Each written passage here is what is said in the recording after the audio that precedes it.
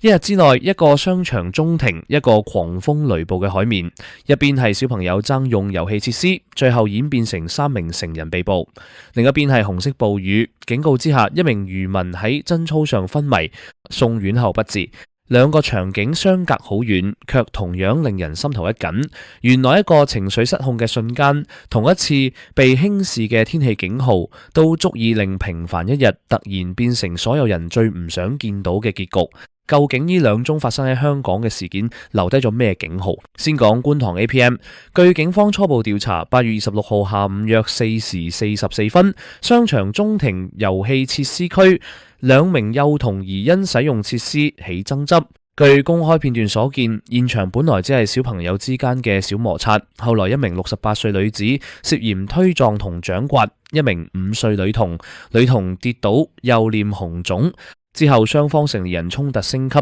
警方到場調查，2名34歲女子同嗰名68歲女子涉嫌在公眾地方打鬥被捕，其中68歲女子另涉普通襲擊，4人曾送往聯合醫院檢查。案件由觀塘警區刑事調查隊跟進。呢度一定要講清楚，案件仍然喺調查同司法程序當中，任何人都未經法庭裁決，唔應該被當成有罪。我哋更加唔應該憑一段短片就去起底、辱罵或者將當事人變成網絡公審嘅目標。但公開畫面入面有途人上前介入，有人要求報警，反映咗一個最基本嘅常識，無論爭拗之前發生過乜，成年人都唔應該將怒氣傾瀉喺小朋友身上。小朋友喺公共地方有爭執，最需要嘅係被分開、被安撫、被教導，而唔係望住大人用情緒同肢體衝突去回答問題。好多家長都明白，見到自己小朋友被推撞、受委屈，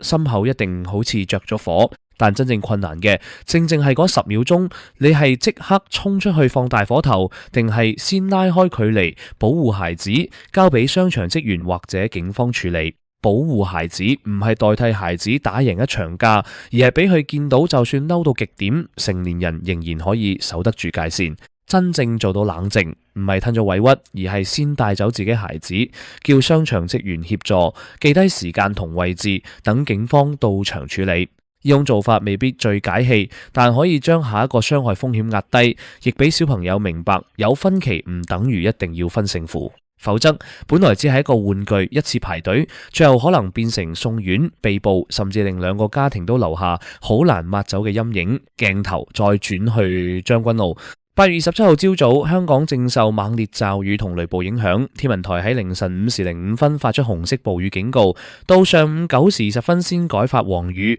，10時15分取消所有暴雨警告。就在呢段最不穩定嘅時間，警方上午9時14分接報，話將軍澳跨灣大橋對開附近海面有一名67歲姓冼嘅漁民昏迷喺租操上。警方隨即派船救援，將佢經將軍澳南梯台上岸，再送往醫院，可惜最終證實不治。警方初步相信事主可能曾遭雷擊，但真正死因仍然有待驗屍同進一步調查確認。呢一點好重要，因為疑遭雷擊唔等於已經有最終結論。我哋無需渲染傷勢，更加唔應該追問家屬嘅傷痛。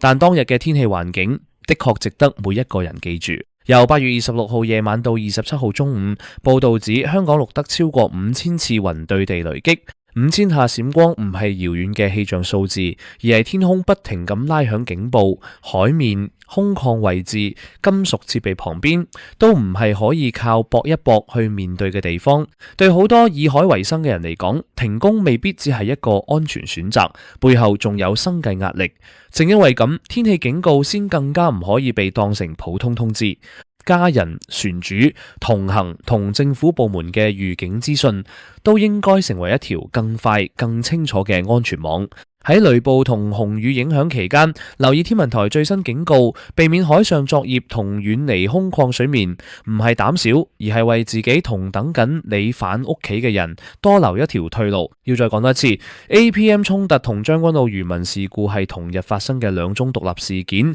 冇任何因果關係。一宗係人同人之間嘅界線被情緒衝破，一宗係人面對大自然警號時嘅脆弱。但兩件事都提醒我哋，最危險嘅從來唔只係眼前嗰一下衝突或者天上嗰一道閃電，而係我哋以為應該冇事，今次唔會咁啱嗰一刻，好多後悔都係由呢個念頭開始。面對孩子衝突，成年人最應該守住嘅第一條界線究竟係乜？係唔好動手，唔好出現羞辱，定係先學識喺情緒爆煲之前冷靜落嚟？而面對極端天氣，我哋又有冇將警告真係當成保命信號？歡迎喺留言區講低你嘅睇法，但請大家理性討論，唔好攻擊、起底或者轉發未經證實嘅個人資料。如果你覺得呢條片值得更多人睇到，記得俾個 like、訂閱頻道，同身邊嘅人分享呢兩個沉重但重要嘅提醒。我哋下次再見。